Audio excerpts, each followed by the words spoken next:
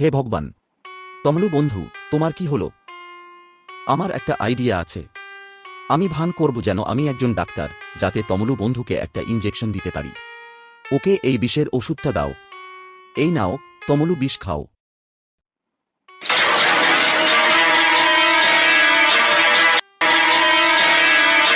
তমলু, একটু কথা বল, দুর্বল হয়ে পড়েছ কেন? আরে ধুর, আমার পেট এত ব্যথা করছে কেন? ধুর, তমুল বমি করছে কেন? তমলুকে বিষ খাওয়ানো হয়েছে। তমলুকে বিষ খাওয়ানো হয়েছে।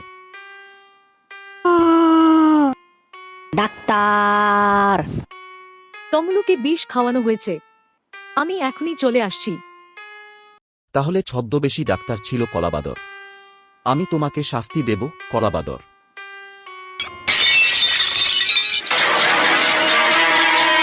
সাবস্ক্রাইব করো আমাকে সাহায্য করতে।